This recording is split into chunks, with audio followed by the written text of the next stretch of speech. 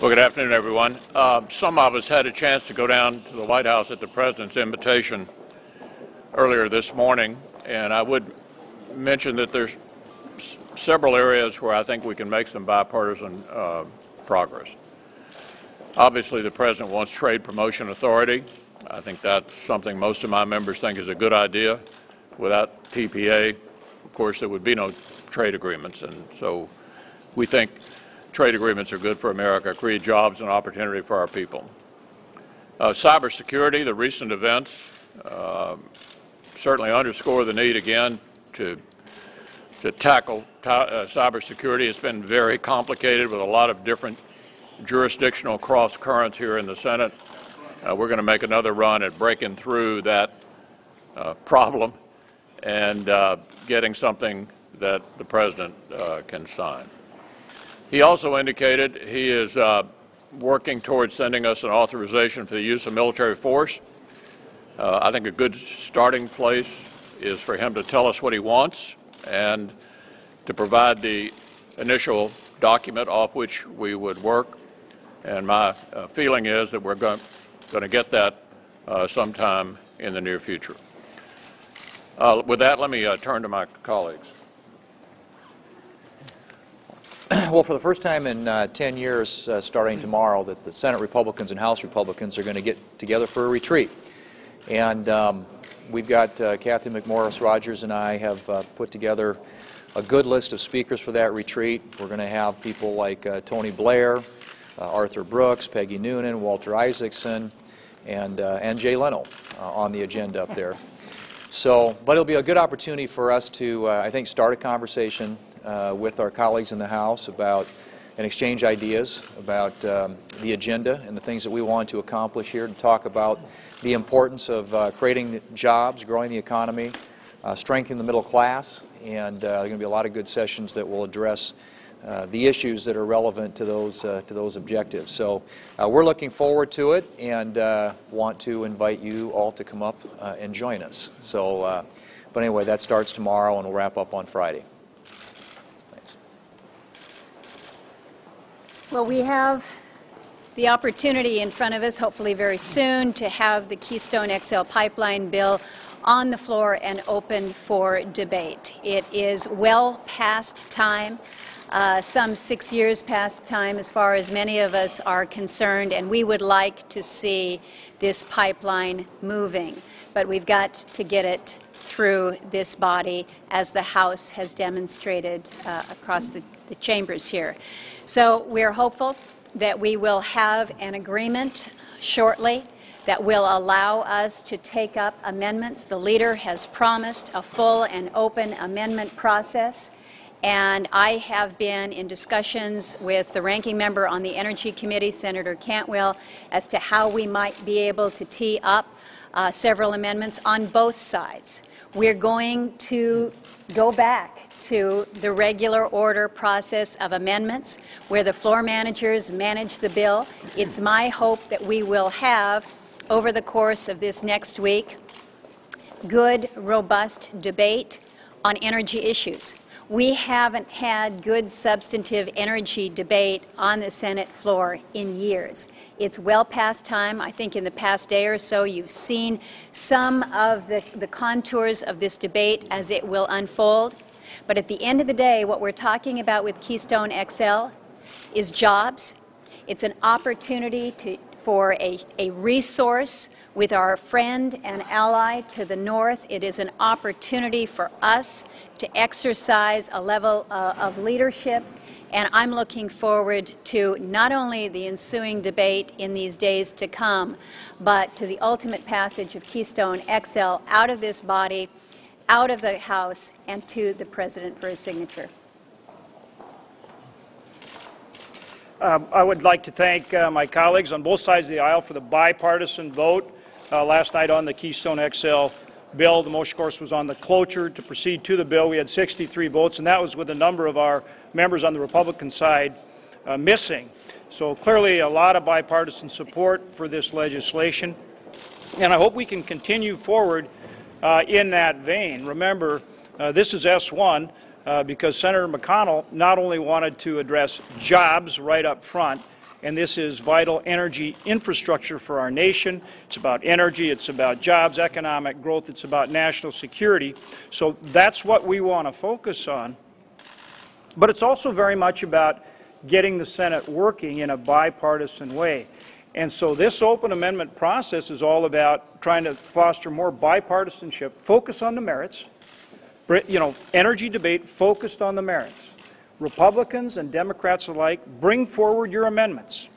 We'll debate them, we'll have a vote, let's produce the best piece of legislation possible, and then let's advance that, and let's continue to work in that way and get the important work of the Senate done for the American people.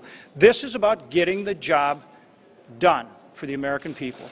And again, I want to invite our colleagues on the other side of the aisle, join with us. Let's have the debate. Make it a robust debate. The environmental aspects, the job aspects, across the board. Let's have that debate. Bring forward your ideas. Let's see what we can do here. And I'd like to invite the President to join us too. So far the message has been that, well, if you pass it, he's going to veto it. And he hasn't even seen it yet. So now think of that. A piece of bipartisan legislation. It's passed the House in a bipartisan way. It's got bipartisan support in this body. It's got overwhelming support with the public. And every single state on the route, there's 6 states on the route, they've all approved this project. So I hope the President will join with us on this. And if he feels that we shouldn't be doing it legislatively, then honor the process. He says he's got a process. We've gone through that process for more than 6 years. We've addressed every single concern, including the environmentals. Everyone's entitled to their opinion, but look at the science.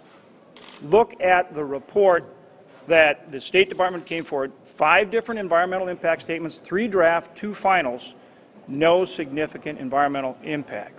So if you're going to make a decision based on the process, honor the process. But either way, communicate to us. Work with us.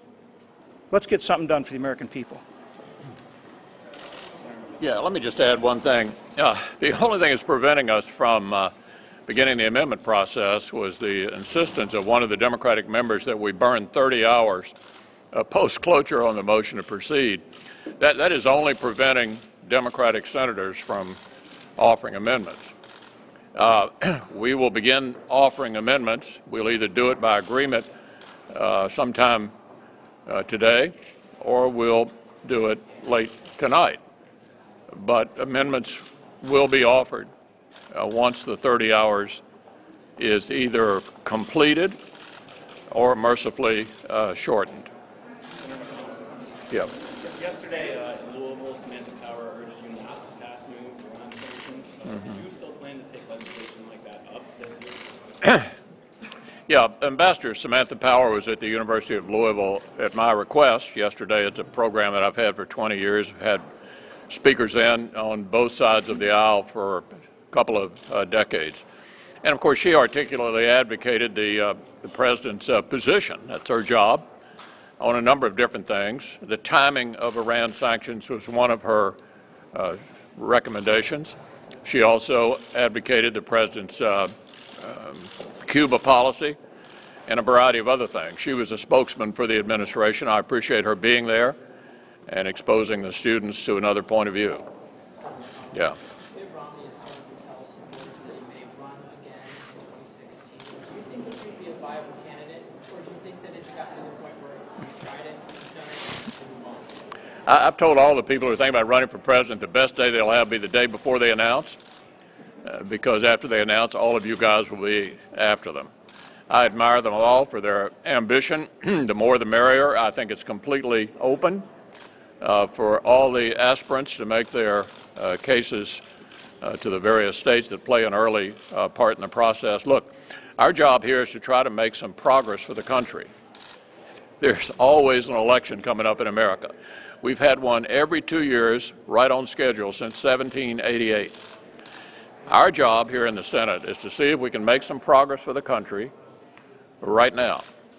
And one of the reasons the President and I and the President in the meeting we had this morning spent our time largely talking about the things we agree on is that we don't want to use the fact that there's an election coming up as a rationale for not making some progress. So all of that's going to be interesting. I think we're all going to watch it intensely.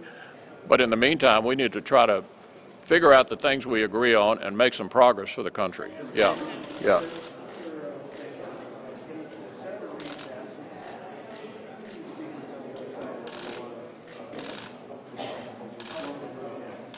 Well,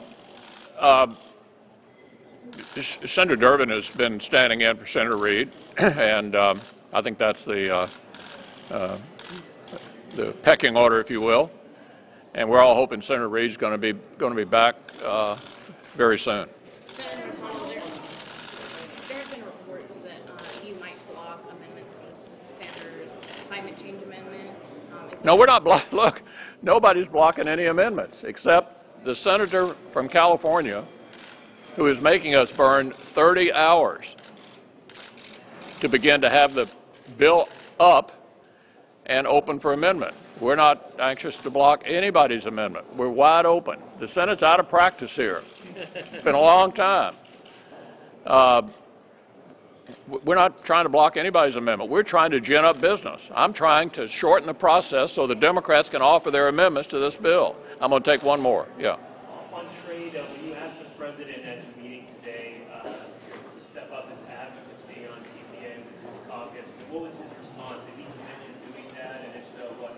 Well, he's been very open about the need to have TPA and his desire to have trade agreements approved by the Congress, and has mentioned that the Trans-Pacific probably is the one that's most likely to be ready early. So I didn't hear anything he hadn't already said quite publicly. Thanks a lot.